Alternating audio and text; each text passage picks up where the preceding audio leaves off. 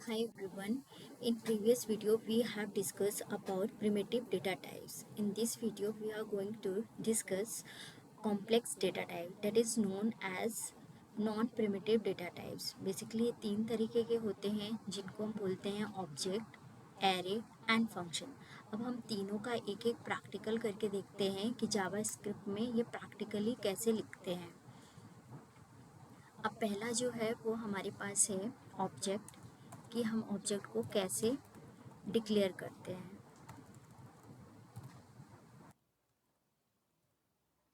अब लिखते हैं लेट पर्सन। यहाँ पे आप कोई भी नाम दे सकते हैं अपनी मर्जी का, जो आपको अच्छा लगता हो। ब्रैकेट नेम, यहाँ पे जो वैल्यू लिखिए जो आपको चाहिए, और उसको हमेशा अगर आप स्ट्रिंग की वैल्यू ले रहे हैं तो आप स्ट्रिंग लिख दीजिए, और अगर आप कुछ भी दे रहे हैं उसका टाइप जरूर डिफाइन कर दीजिएगा। कॉमा एज,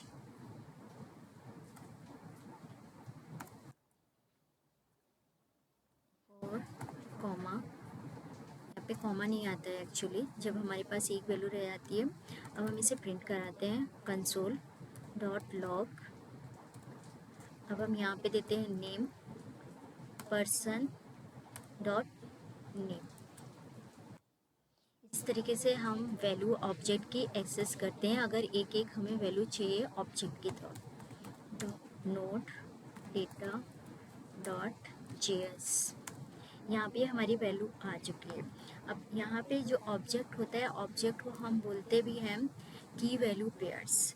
ऑब्जेक्ट को हम डिक्लेयर कैसे करते हैं, जो भी इस कर्ली के ब्रेसेस के अंदर लिखा रहेगा ये हमारा एक ऑब्जेक्ट की तरह काम करेगा। और लिखने का तरीका यहाँ पे है, जो भी आप लिखना चाह रहे हैं यहाँ पे दीजिए, फिर इसकी वैल्यू यहाँ पे डिक्लेयर कर दीजिए। अब हमारे पास आता है एरे। एरे एक्चुअली कैसे हम इसको डिक्लेयर करते हैं और कैसे लिखते हैं। एरे एक्चुअली बहुत बड़ा टॉपिक है, और ऑब्जेक्ट भी बेसिकली बहुत बड़े टॉपिक हैं। हम इनको आने वाली वीडियो में काफ़ी डिस्कस करेंगे इन डिटेल में। तो अब आते हैं हमारे पास एरे। अब एरे को हम कैसे डिक्लेयर करते हैं वो देखते हैं। जैसे कि let suppose let fruits equal two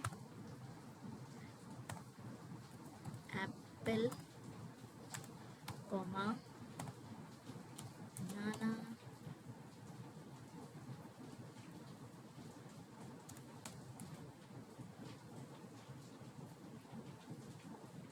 comma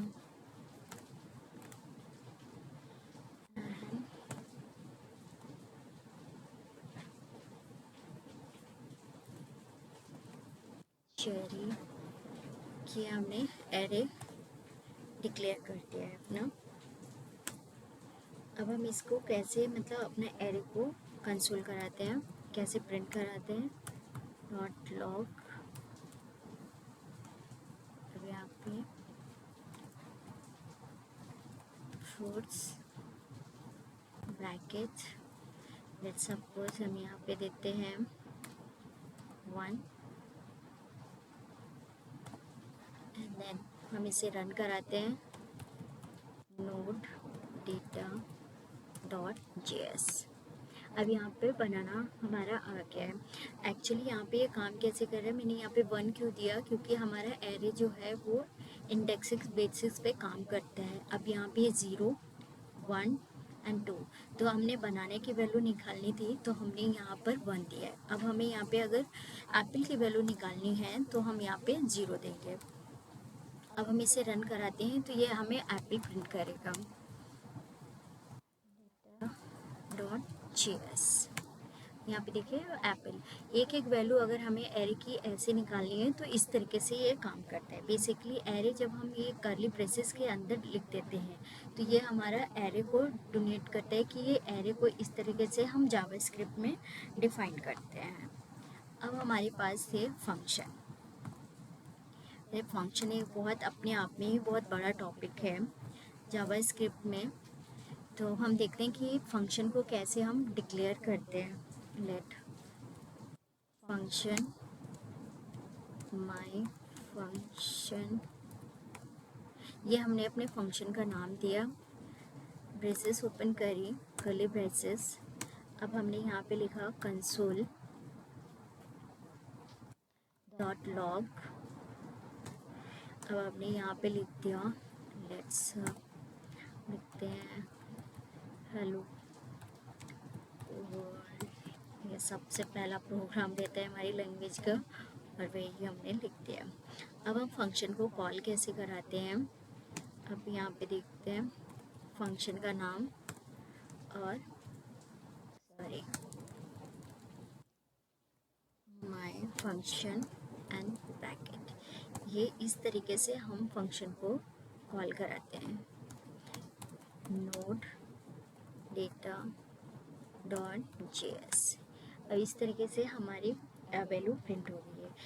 अब हम इसका टाइप अगर चेक करना चाहें तो हम इसका टाइप भी चेक कर लेते हैं। हम लेट्स देखते हैं हम console dot log and type my function. ये हमें बता देगा कि ये हमारा कौन सा फंक्शन है। Node data dot JS.